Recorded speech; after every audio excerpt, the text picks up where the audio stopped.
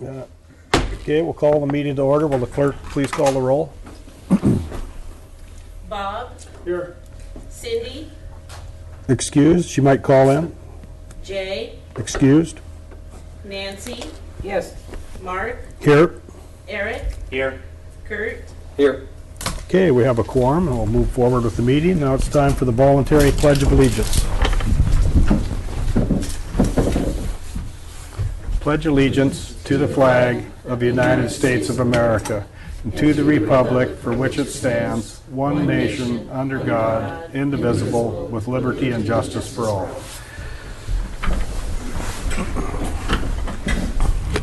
Okay, that brings us to the next item on the agenda, and that's approval of the minutes for the regular meeting of March 21st, 2016. Entertain a motion to approve those minutes. So moved. Is there a second? Second. Been moved by Member Lynn, seconded by Member Strand to approve the minutes of March 21st. Is there anybody with any corrections? If not, all those in favor of approving the minutes of that date, say aye. Aye. Okay, meeting minutes are approved. Then we're looking for any amendments or approval of today's meeting agenda. Entertain a motion to approve today's agenda. So moved. Second? Second. Moved by Member Strand, seconded by Member Walhooter to approve the meeting agenda for today. There's a few items under communication that we'll add, but we'll just address those when we get there. So, all those in favor of the agenda as presented today, say aye. Aye. Okay, we'll move forward with the printed agenda. The next item on the agenda is public hearings, and it's a public hearing on ordinance 2016-05, an ordinance adopting the budget for the fiscal year July 1st, 2016 through June 30th, 2017. Anybody in the audience want to talk to the budget? John? Yes, sir. And then we have one letter that we will read from True North Counseling when personal public testimony is done. My name is John Heverlick. I'm representing myself, and this is sort of a roundabout way to the budget.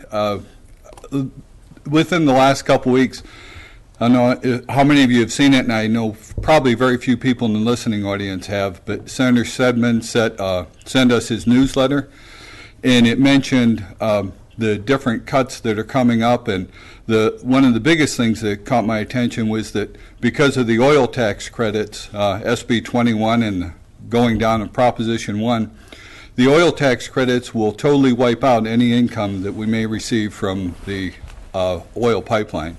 So our income from oil this next year is going to be zero. And this is going to, again, it's going to have a very, very negative impact on the state budget.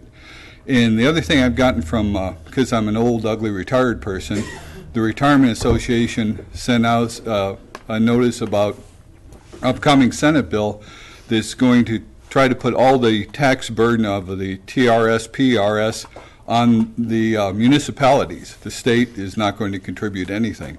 I know in the paper it talked about a few percent increase to the municipalities, but this is actually saying zero. That's going to be a devastating impact on all our communities. They're also saying they're not going to support senior tax, covering the senior exemption for property tax up to $150,000, which they've been backing off on that for years, as you all know.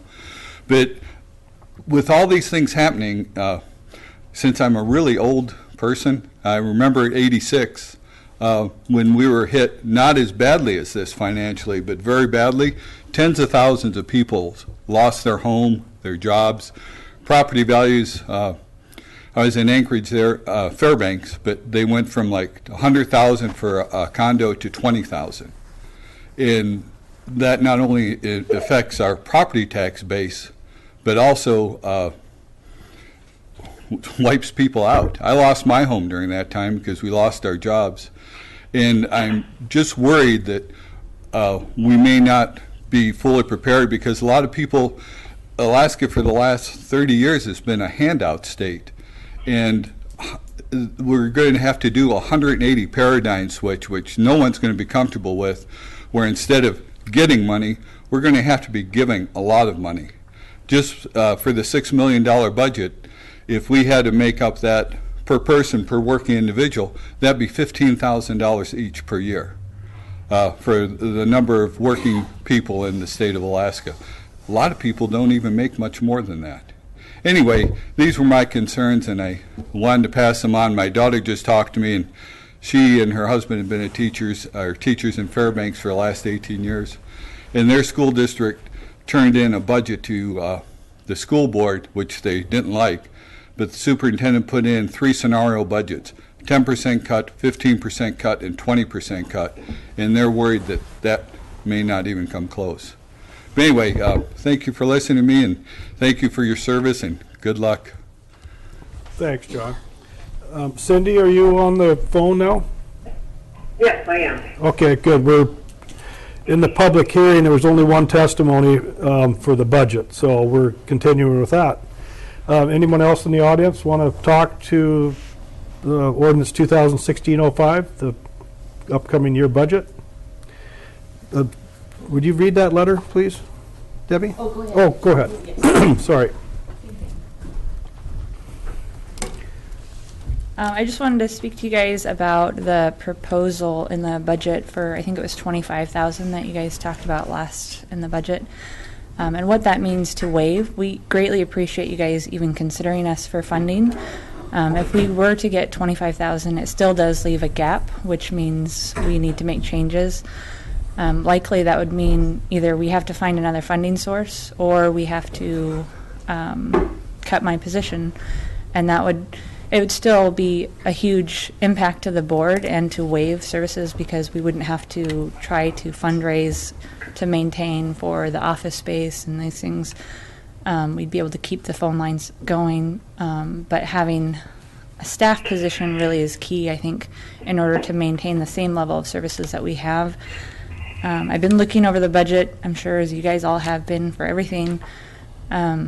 There just isn't anything else that we can cut out of our budget. We've already cut training, we've already cut any travel that may be happening, which is hard for me to cut because I think maintaining the same level of services, we need to have that training, but it's the easiest thing to cut out of the budget, so that's what we've done. So, that's all I have. Thank you. Any questions from the assembly? Kurt? What's the shortfall in your guys' budget right now? What number is that?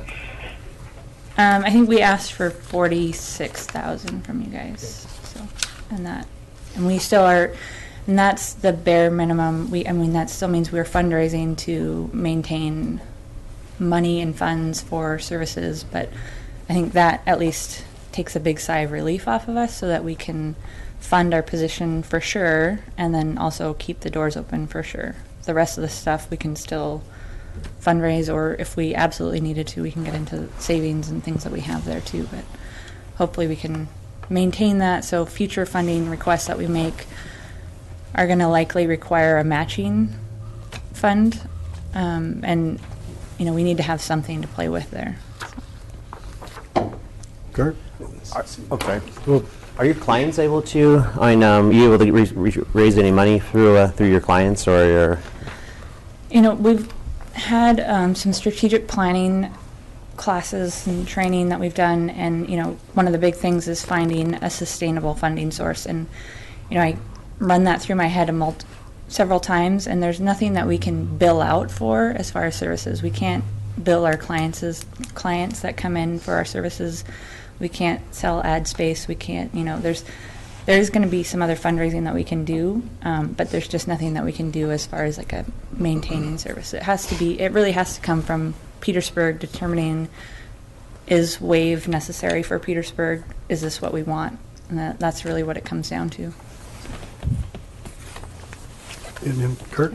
And I know you guys were writing a grant, or you were hoping to get some extra funding. How does that look? Is it hopeful, or are you guys just getting negative responses? We haven't received anything. We've applied for federal funding, but that would be amazing if we got that.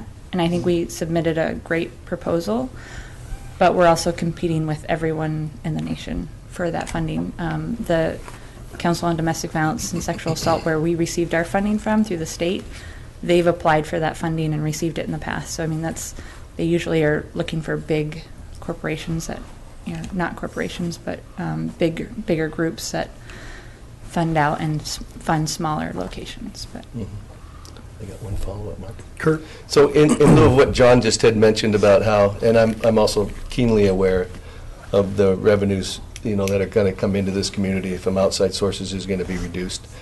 Where do you guys see WAVE in a couple of years if we fund you, if for some reason we fully fund you this year, where do you think that funding is going to come from next year, and at what point do you think that you're just going to have to close the doors or just go back to what you had before? Because I think we're all going to have to take a really hard look at what it would look like if we had a budget with zero income from outside sources, and I think we need to have that exercise sooner than later.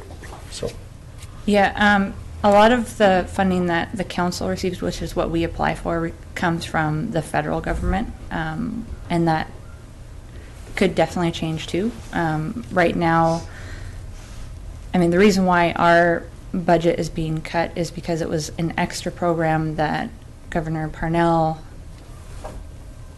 put in the budget, the state budget, saying, we want to encourage more programs to develop programs within their community. So they funded WAVE as an emerging program. They gave us 2 years for that, which they extended out for 1 year.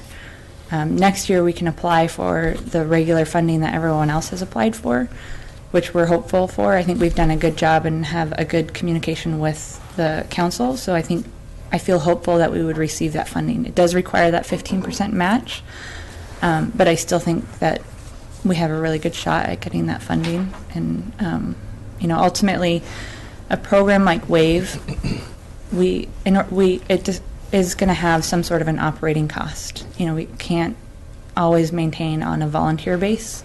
It's just going to be a different level of service if we do. So, If there's no other questions, thank you for your testimony. Thanks. Anyone else in the audience want to be part of the public hearing on ordinance 2016-05? Okay, Debbie, would you read the letter from Leah Stanton-Greger? Okay, this is a letter from Leah Stanton-Greger, a licensed professional counselor with True North Counseling here in town and also chair of the WAVE Board. Dear Assembly members, I am writing this letter today representing 3 different positions: community member, mental health professional, and chair of the WAVE Board. As a community member, I cannot imagine being a part of a community where a domestic violence and sexual assault program does not exist. Every community I have lived in has had active programs available to victims and for those wishing to receive more education around these issues. As a college student, I was actively involved in our on-campus program as an advocate. I also worked directly in our local shelter with women and children seeking refuge from violent home situations. These services proved crucial in helping victims make informed decisions for themselves, and having support from trained advocates was often the only help they were able to access. WAVE's presence has become increasingly known in our community of Petersburg, and as a byproduct, more people have utilized the organization's services. Community members have been able to access help similar to other community programs of this nature, keeping Petersburg progressive and in an active role of violence prevention. As a mental health professional, it is difficult to think that there may come a time in the near future where WAVE will cease to exist as it is currently known. I often refer clients to WAVE when working with victims who are seeking options and who want to learn about their rights. I will not have this option available to me as a resource if WAVE has to eliminate its only employee. People will not have the option of directly walking in and speaking with someone regarding important issues related to victim rights, or to simply have a place to be during the day where support can be found face to face. This is distressing, and it would be a loss to the community of Petersburg. Advocacy around violence is an important way to decrease violence and increase prevention. Everyone becomes more empowered and more able to speak out against injustices. Lastly, as chair of the WAVE Board, I cannot emphasize enough how grateful we are to be considered for funding during this gap year we find ourselves in. It has been stated before, and I would like to emphasize again, that WAVE truly wants to remain self-sustaining in the future. We would welcome any funding consideration and know a proposal has been made of $25,000. This would help us get the organization partway through the year, but it is unlikely that we would be able to secure $20,000 more to maintain our director's full-time position. WAVE would become volunteered run, and there would not be a daytime person to refer victims to.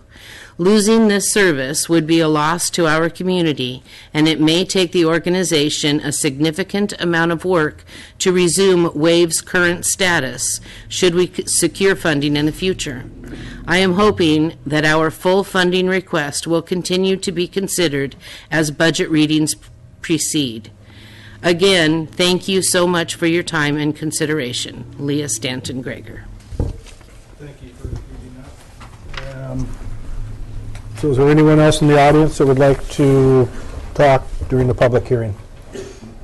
Okay, seeing no other interested parties, we'll move on, excuse me, to the next item on the agenda, and that's bid awards. There's nothing listed there. Any visitors' views related to today's agenda?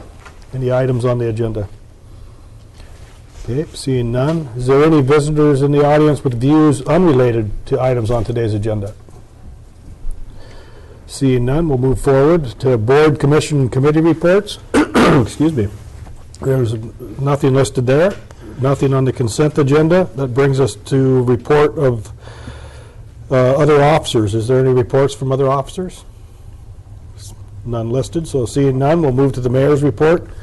Excuse me, I got a little bit of a cold going there. Hospital board appointment. A letter of interest was received from Brian Powell to fill a vacant hospital board seat. Thank you, Brian, for your willingness to serve. And without any objections, I'd like to appoint Brian Powell to serve on the hospital board. We're also seeking letters of interest. The borough is seeking letters of interest from the borough residents willing to serve on the hospital board. There's only one vacant seat left, and that seat is available until October of 2016, when the next municipal election occurs. And letters of interest for that position may be sent to the borough clerk at box 329 or to D. Thompson at petersburgak.gov, or dropped off by the borough office. So, while in Juneau for Southeast Conference about 3 weeks ago, I had made an appointment to talk with Admiral Abel from the Coast Guard, 17th Coast Guard District, and just touch bases with them a month prior to that in Ketchikan at their appreciation or recognition of Ketchikan becoming a Coast Guard city. And also with him in the room was Captain Green, and she's the captain for the District 17. So anyway, I had a conversation with them, and I asked them about the stationing of these new cutters that are going to start coming to Alaska in 2017. The first two have already been designated to go to Ketchikan, and I believe there's going to be 6. Did we ever come up with a firm number on that? 5. So anyway, some correspondence from Cordova in 2015, they wrote that there was 5, but I believe Admiral Abel said there were 6. So there's 6 of those, replacing 7 of the Anacapa class cutters. First 2 are going to Ketchikan, that leaves 5. The Admiral said they'd like to keep them in pairs just for crew availability and parts in the shop. So I think we really need to start doing what we can to encourage the Coast Guard to keep a base in Petersburg. And we communicated with our lobbyist in D.C. a little bit about it, and he said they're going to be pretty closed mouth about it until 2022. That's when the next ones will be, next batch of these cutters will be coming out. So just a little heads up on that. I believe Captain Green might be coming to town this month, and she was possibly going to meet with me. And if she does, Steve and I can meet with her. But Brad Gilman said we might actually take some legislation maybe to change it to make the Coast Guard be more forthcoming with the public. The communities where they have these bases. So it'll be hopefully we won't lose the cutter position here, but we'll see. Anyway, Liz and I met with Alaska Department of Natural Resources.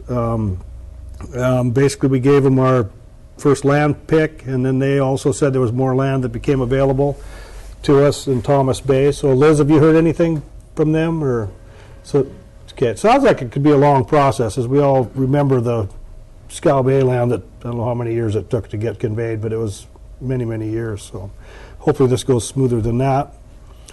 Borough manager evaluation. Myself and one additional assembly member will conduct an evaluation conference to review the composite evaluation forms completed by the assembly and department heads. I would like to ask Bob Lynn if he'd be interested in sitting on that. He expressed interest, so if there's no objection to that by the assembly, Bob and I will visit with the manager at a date we need to come up with. Any ideas on dates, Steve, that would work for you? I'm here. When are you going to have an office available? I mean, we don't have to meet.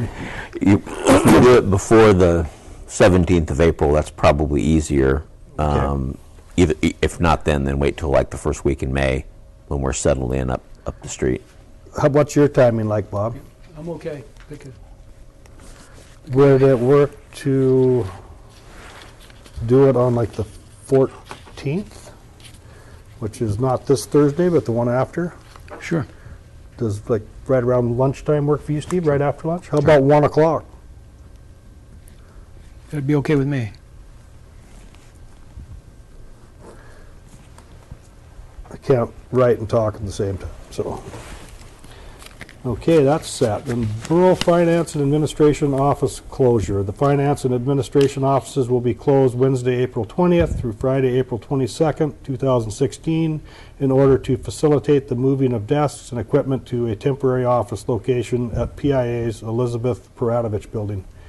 The Finance and Administration offices will be located upstairs in the old exercise room during the municipal building police department renovation project. That will be for approximately 1 year. So I have no other items on the mayor's report. Steve, do you have some information? Thank you, sir. First thing is kind of in reference to what John Haverlick talked about a little bit, is the Alaska Senate is currently considering 4 bills that would have some financial and quality of life impact on the community. We were actually going to schedule to testify here in a few minutes, but at the last minute, the legislature has canceled the public testimony. We really don't know why, but they called it at the last minute. Now they've canceled at the last minute. Hopefully that's rescheduled, or maybe better news, maybe they've changed their mind. We don't know. John's correct in there was 4 separate bills. I'm not going to get them right as far as numbers, so I'm not going to try, but it's one of them eliminates the Alaska Performance Scholarship Program.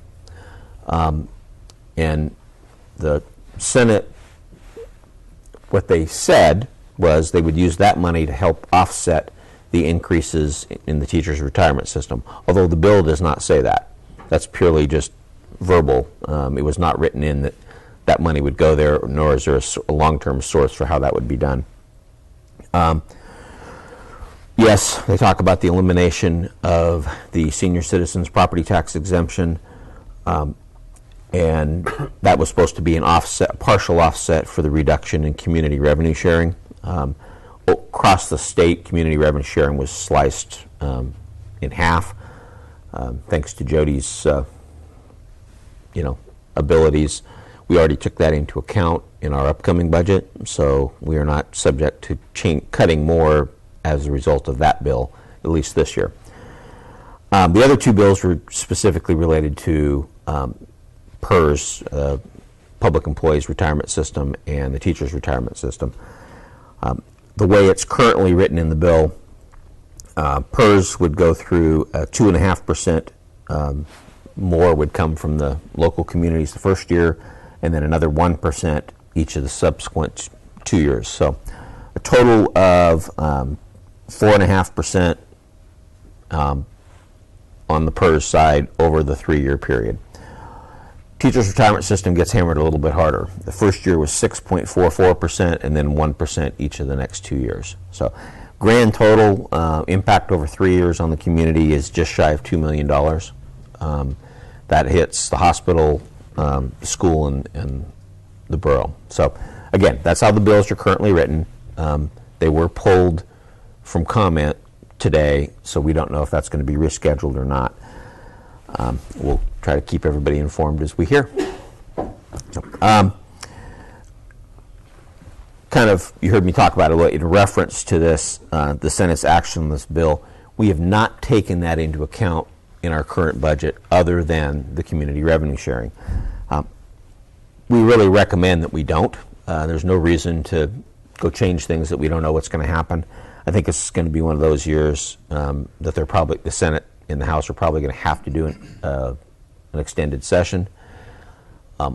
If in fact more cuts come our way, we would come up with answers to that, bring it back to the Assembly, and do a supplemental budget that the public could, we could have to do the whole 3 readings, allowing the public to come in and talk about it. And I think that's probably the best way at this point to handle this, rather than reacting to everything that is happening in Juneau that I'm not really sure they know what is going on at the moment. Preparations for the move, as you can see, are continuing. We did purchase 2 20-foot containers. They were put on an AML barge headed for Petersburg last week, and we're going to use those to store furniture, things like these chairs, things that we plan on reusing if we can, but won't fit at PIA. Plan would be to use them, and then at the end of the project, sell them locally, and we think that shouldn't be too much of a problem. Police and fire department, I've asked them to start working on a full test of the E911 backup system, or dispatch system. One of the things we have to do when we go to move the police department is move that equipment from one place to another. We want to make sure that our backup system works before we get into that, so we'll test that at some point here. What we want, in a perfect world, what we'll have happen is just basically move them up the street, transition equipment into the new space, flip it on, and flip the switch back, and suddenly we're back up in line. We hope that can happen the same day. If it can't, we may be working out of the fire hall emergency backup system for a day or 2 while we get that technology piece done. But we want to test it to make sure it works before we plan on that. And this is purely from a recognition standpoint. I wanted to thank the department heads and the employees for their dedication to the borough. After a very small increase, last year, which is this current year, this upcoming budget year has no increases for department heads, and very little for our union collective bargaining. We've budgeted those pretty tightly. As we all know, cost of living continues to go up for everyone, so limited or no salary action is like taking a reduction in their salaries. We've continued to do that these last couple of years, and both the bargaining units as well as the department heads have worked great with me in trying to work through this. Can't speak for how long that will occur, but wanted to say thank you to all of them. Last, we did receive a proposal from MRV, which is Corey Wall, to do the added inspections that the Assembly asked me to look into. It's roughly $325,000 to do that. We don't have that money in this budget to do that. They have not used all of their design money, so with that extra plus the money allocated for contract administration, we have enough to pay MRV to do that higher level with a little bit extra left over. Leaves us with about $35,000. That's obviously probably not enough to pay for a contract administrator. So I'm going to wait and see what proposals we get. We will bring that back to the Assembly, and may have to not hire someone or do some kind of much lesser degree of contract administration, or have one of our employees try to do it.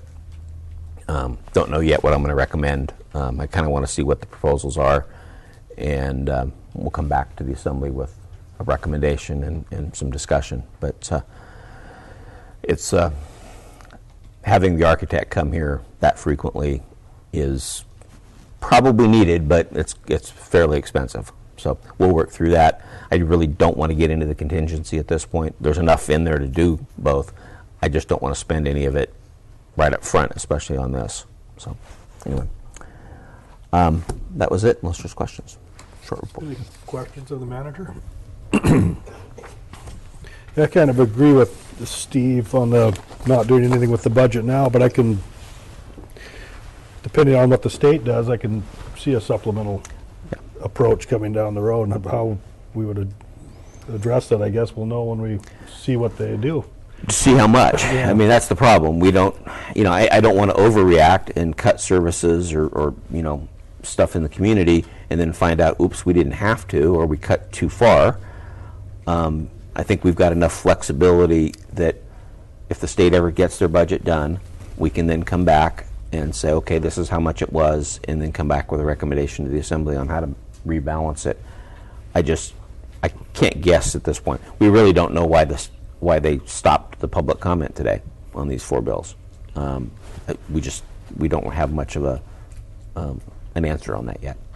Although, did you share that as Yes, I did. email with the Assembly? There was Yeah. an email from our lobbyist to the Assembly when the Senate canceled the public testimony, and it was basically, I think, because of a lot of teachers and superintendents complaining and explaining how it would actually affect their communities, and saying this isn't really you're just pressing all the burden over to the municipalities. So they don't want to be the bad guys, and they're going to make us be the bad guys. So it'd be interesting to see how it all shakes out. It won't be a real fun process, I don't think.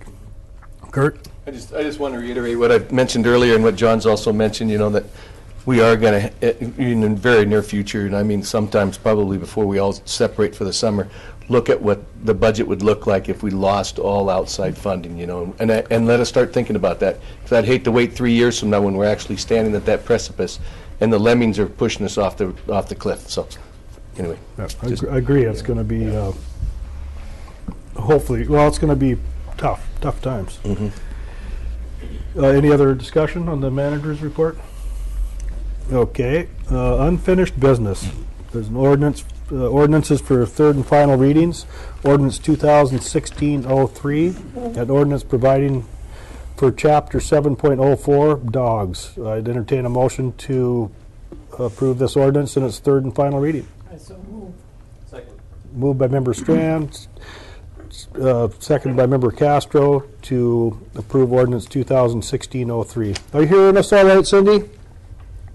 Yes. Okay, good. Any discussion? Clerk, call the roll. Bob, Yes. Eric, Yes.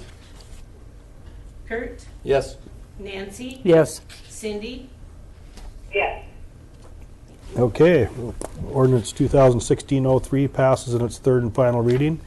And that brings us to ordinance 2016-04, an ordinance providing for fines in section 1.16.030, fine schedule for violations of chapter 7.04, and this relates to dogs as well. I'd entertain a motion to adopt this ordinance in its third and final reading. So move. Is there a second? Second. Moved by Member Lynn, seconded by Member Strand to adopt or approve ordinance 2016-04 in its third and final reading. Any discussion? No. Clerk, call the roll. Kurt, Yes. Cindy, Yes. Eric, Yes. Mark, Yes.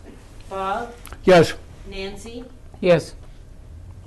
Okay, ordinance 2016-04 passes unanimously, 6 votes in favor. Next item on the agenda, ordinances for second reading.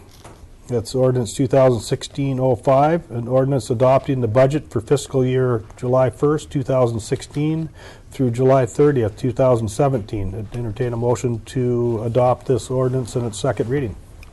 I so move. Second. Moved by Member Strand, seconded by Member Walhooter to adopt ordinance 2016-05 in its second reading. Any discussion? Eric? Based off of Annette's discussion with us about the services that would be lost to the town, I'm just not really all that comfortable with underfunding WAVE now that it's become so become so established in town. As we've seen, like the growth in use, from these previous 2 years, and and having 11 as of in late January, it just seems that the community is becoming really aware of how valuable of a service it is. And I see it as it'd be a loss to the community if we lost a full-time director and the ability for the citizens of the community to be able to have like an outreach, at hand, a full-time advocate.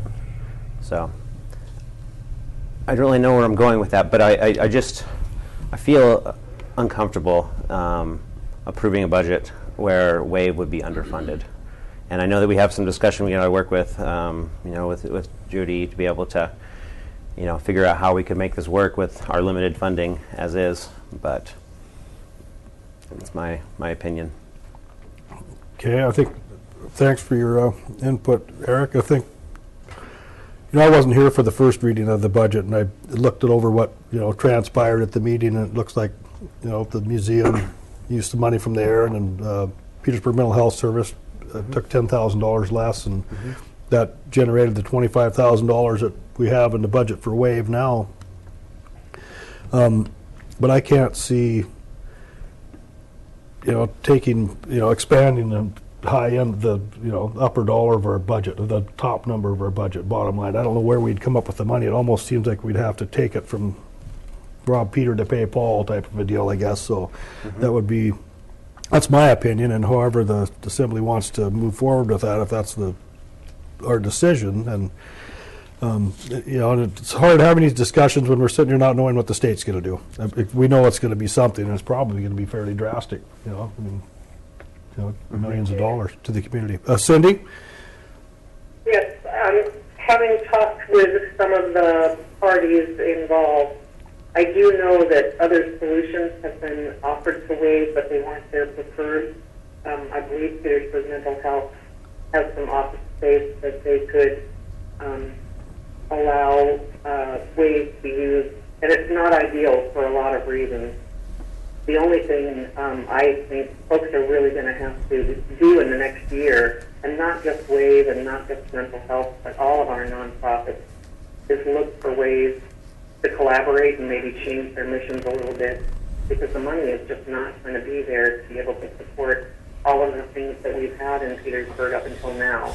And if organizations do that themselves rather than coming to us and just not getting funded, I think that's a better way to approach it.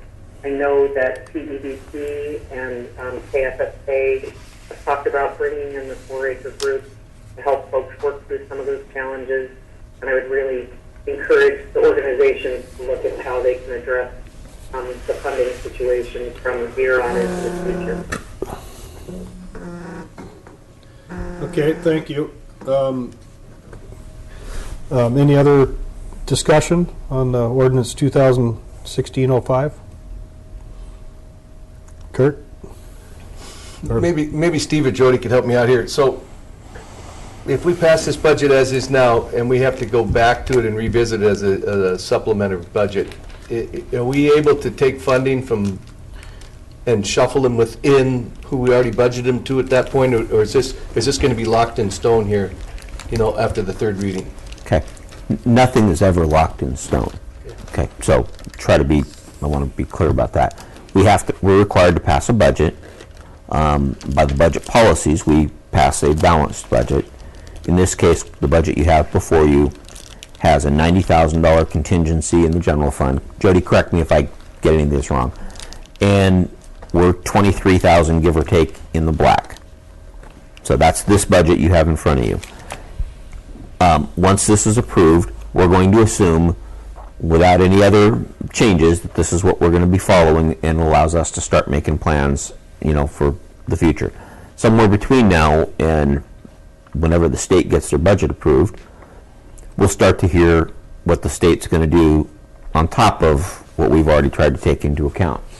And my guess is those will be additional cuts, and then we'll go sit down together again, and Jody and I we'll come up with how are we going to account for those cuts. So, if you take the PERS, the 4 bills that have been put out there, we'll come up with what that financial impact is. We'll say, okay, here's a recommended way to deal with that, and we'll cut in other places, or, try to make it balanced for you, and we'll bring back a solution to the Assembly, and at that point in time, the Assembly will have to go through the 3 readings process to approve basically a supplemental budget.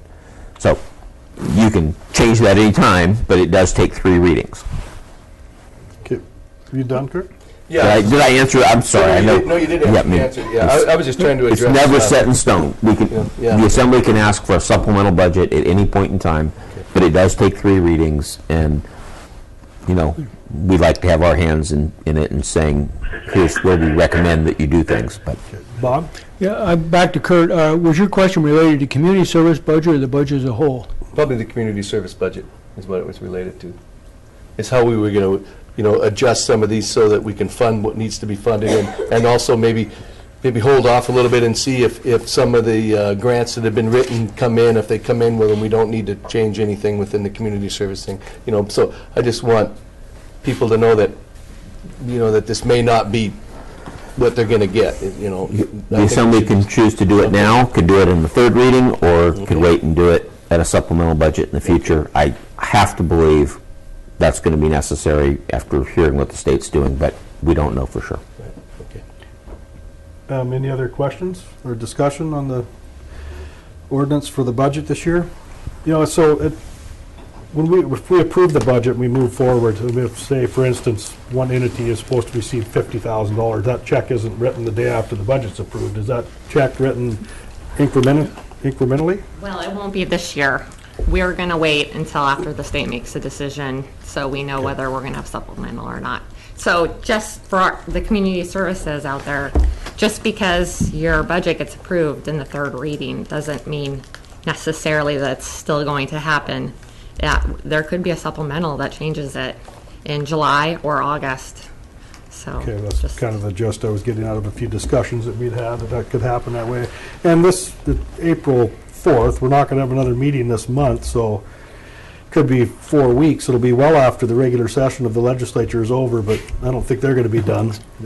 Senator Stedman said he'd be surprised if he's not there through the end of July. So I think that's a good approach to have, is if the budget gets passed and We'll come back. checks. We Yeah. need to have that money. Any other discussion, ideas on ordinance 2016-05? Clerk, call the roll. Bob, Yes. Cindy, Yes. Eric, Yes. Mark, Yes. Kurt, Yes.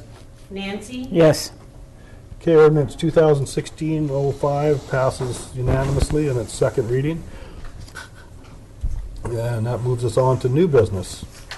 Resolution 2016-10, a resolution relinquishing a pedestrian access easement to Paul and Maura Lutomsky. I'd entertain a motion to adopt this resolution. Mr. Mayor? Yes.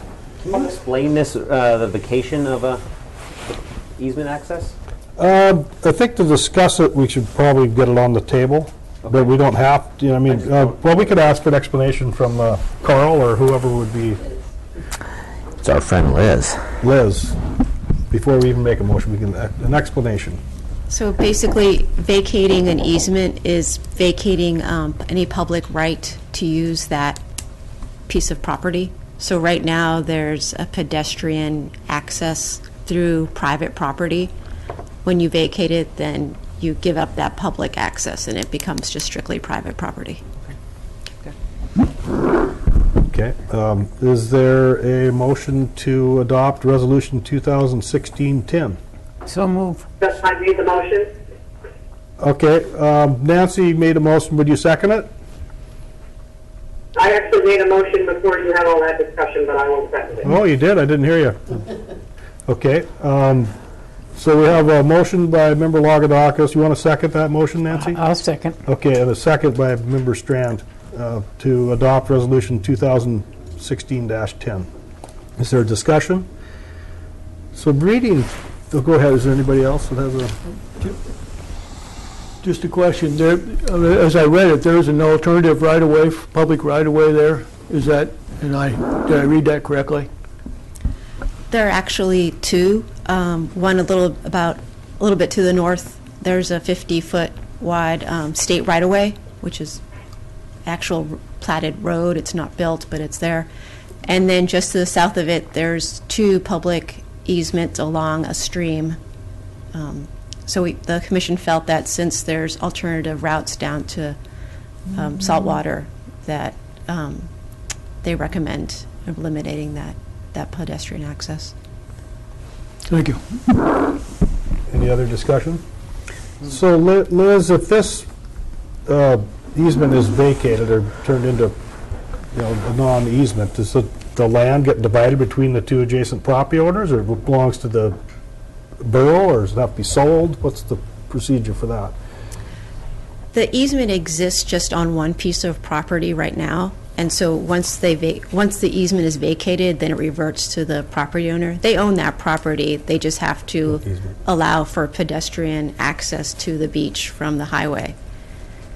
And for some reason, it was only on one property, not divided on 2 properties. So it's only on that one single parcel.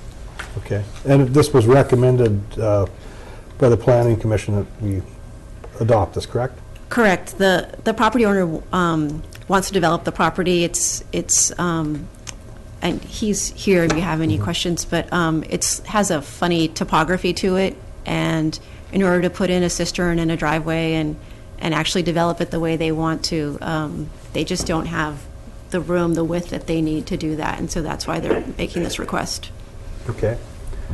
Do you have any input on this resolution, Cindy? No. Okay. Any more discussion? Will clerk call the roll? Mark, Yes. Cindy, Yeah. Bob, Yes. Nancy, Yes. Kurt, Yes. Eric. Yes. Okay, resolution 2016-10 passes unanimously, and we'll move on to the next item on the agenda. It's resolution 2016-11, a resolution setting the minimum price and auction date for the possible sale of parcel 01-006-442A, block 302, Greenbelt Subdivision, Airport Edition. I'd entertain a motion to adopt resolution 2016-11. So move. Second. Moved by member Lynn, seconded by member Walhooter to adopt resolution 2016-11. Discussion?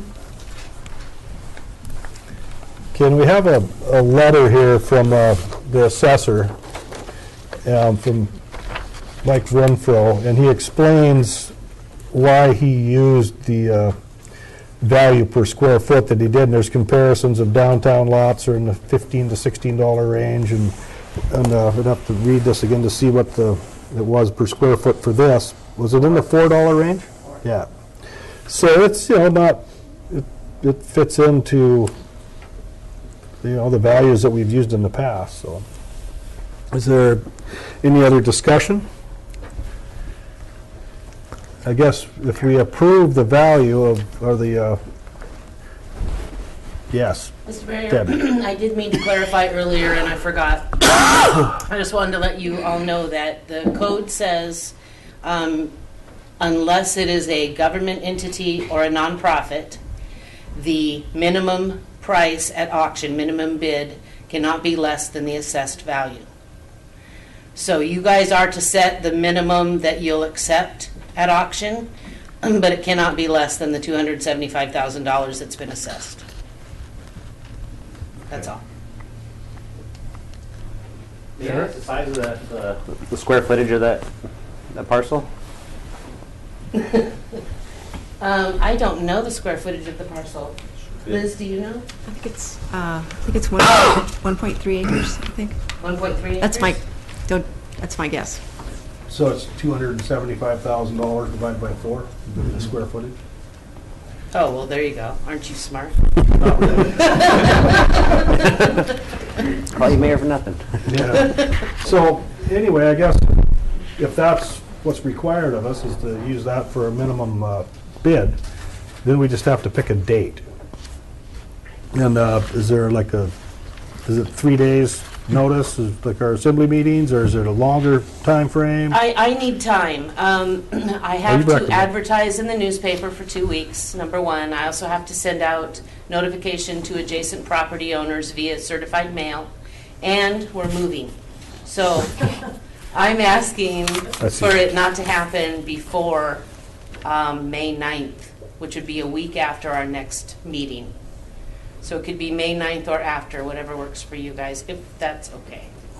That sounds good to me. I mean, Thank you. so we'll set the date for May 9th with the minimum bid of $275,000, since we're required to do that.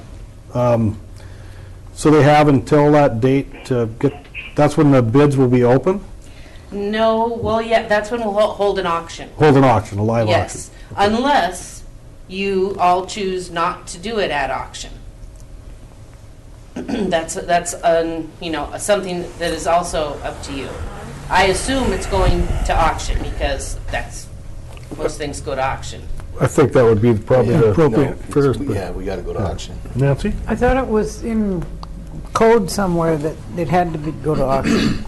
No, the assembly can decide to not do it at auction. It is the assembly's choice. However, you know, there's many things to consider if you do that. You have to have a pretty good reason not to do it at public auction, in my opinion. Well, and it sets a precedent that we may not want to have, Right. And if we're going to have more land becoming available for sale from the borough in the near future, I think we should come up with a precedent, and having an auction would be the right way to go for all of the properties, so we're not accused of anything. So does that work, the 9th? Do we have to pick a time? Yes, please. How about noon? May 9th at noon. May I ask what day is May 9th? It's a Monday. Monday. And we'll be in our new location, of course. Or our temporary location. Temporary location. Well, that's a quick build. All right. and we're voting to what? We're voting to set the auction date for noon, May 9th, and the minimum bid is $275,000. So any other discussion? Clerk, call the roll. Nancy? Yes. Mark? Yes. Kurt? Yes. Cindy?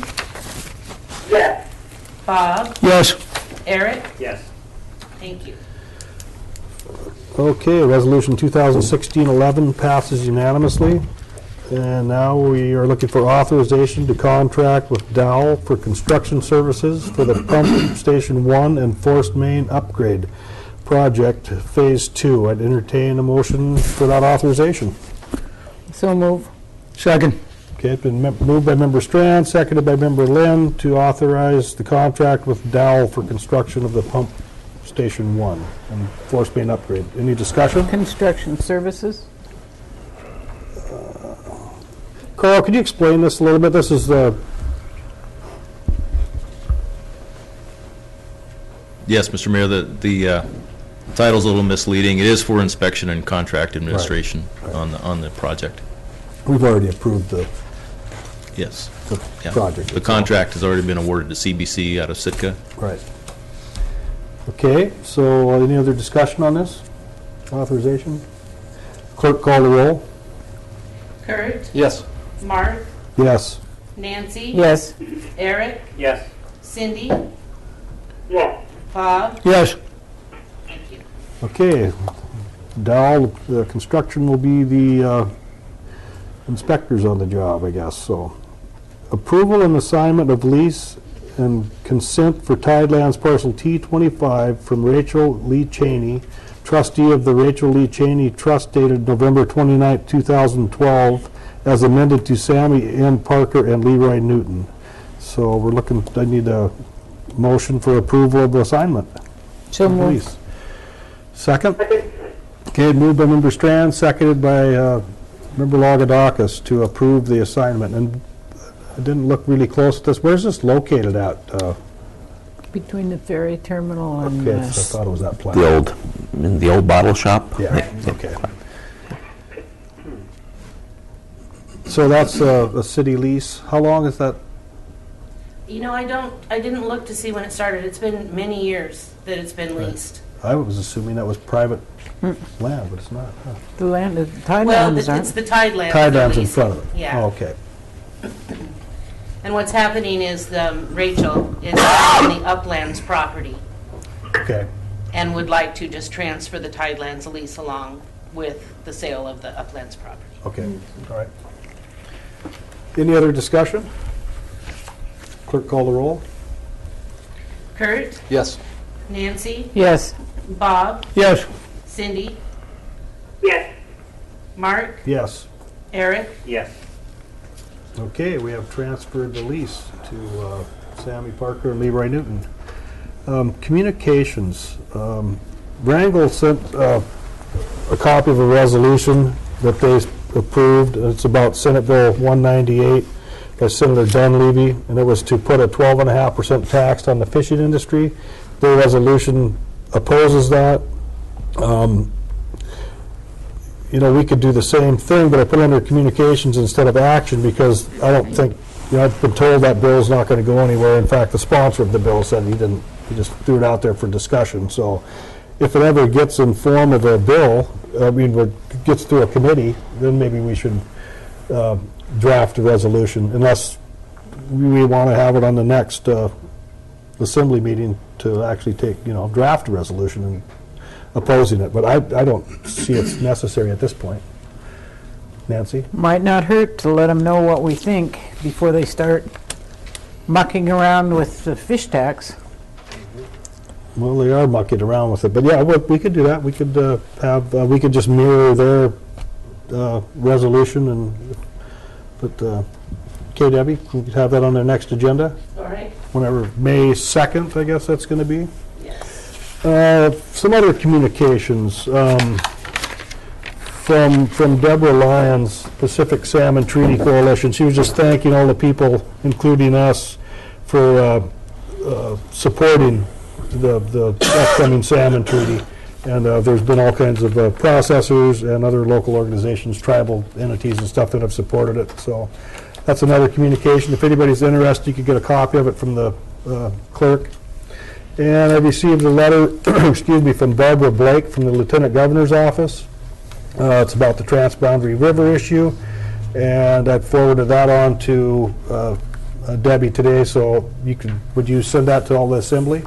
Yes. And if anybody else from the public wants it, it's basically out. They're going to send a letter addressed to U.S. State Department Director of Canadian Affairs, Chris Sandrolini, and it's giving a better explanation of the Boundary Waters Treaty and what the International Joint Commission will do if they convene. So it looks like it's moving towards that direction, but these are just some explanations of what they can and will do if it's put into action. So those are the only communications I have.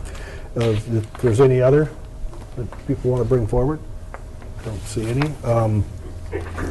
Assembly discussion items, and recognitions. Is there any recognitions? Seeing none listed.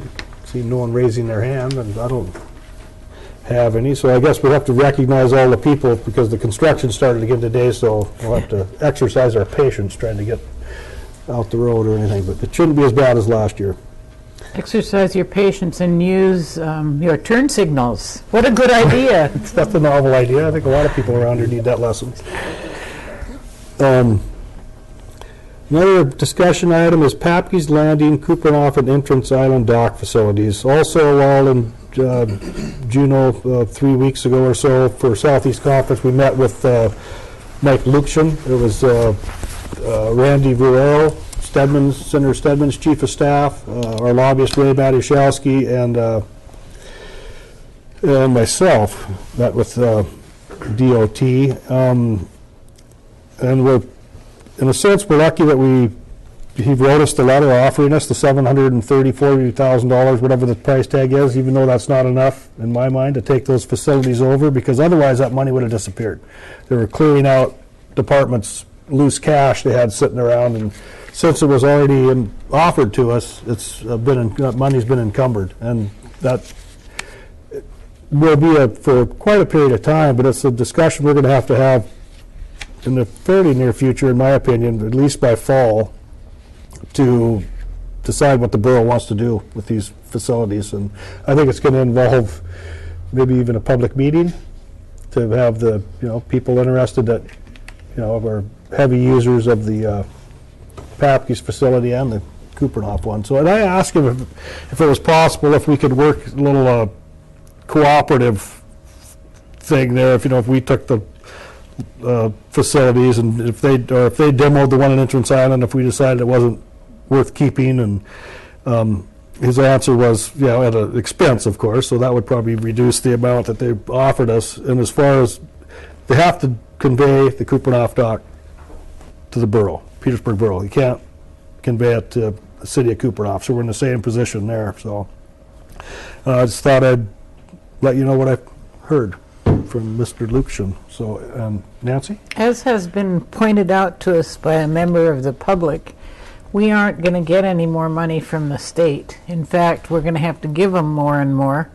And I don't think we should even be discussing this until those docks are in service areas. There's no way we can afford to operate, maintain, and repair them without a bigger chunk of change from the state. $750,000, and they said we could use it for a matching grant to get more money from the state, but $1.4 million isn't enough to repair, maintain, and operate. No, definitely not to operate. I can't remember the figures, but that's enough for one of the two facilities to be repaired. I believe maybe Glow knows the numbers better, but maybe they could repair it. I don't see how they can operate it and maintain it. Well, that discussion was had that day in the room too, and if we decide we don't want them, which could happen, then the state keeps ownership, and if they get in such a state of disrepair, they tear them out. Well, if we own them and they get in such a state of, can we tear them out, or do we have to continue? I believe I read in here somewhere what'll happen if in the event the municipality fails or ceases to administer, maintain, and operate the harbor facilities as public facilities, title to the harbor facilities shall revert to the state of Alaska if, but only if, the state elects to resume title. So once we resume it from somebody who apparently doesn't want it, or they wouldn't be giving it to us, we're stuck with it. So I say let's let the state be stuck with it. And we probably shouldn't be encouraging them, offering them hope by continuing to discuss it. Well, I'm not saying that I'm encouraging them, but I think we have to have more of a public discussion, regardless of what our decision is in the end anyway. But I think there needs to be a public discussion of it too, and I think it needs to occur before, the people that use these facilities, leave, the big users leave for the winter. The other part of that is that if you would do a student study of those facilities, particularly Papke's, I think you'd find out that the users, particularly in the wintertime, aren't from outside of town. And so I do think that discussion needs to take place before winter. meeting. Like Nancy? So if it's not being used by the people who need it the most, even less reason to spend money on it, that needs to be in a service area. So we know who's going to be fronting the bill for operation and maintenance. You're now collecting, Nancy, bed tax and sales tax from all those lodges that are sitting out there too, which they get no benefit from. I think that has to be in that equation too. Wait, they get no benefit from what?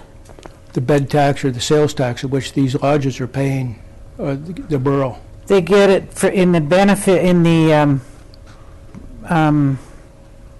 but because of we increase visitor services and they benefit from them.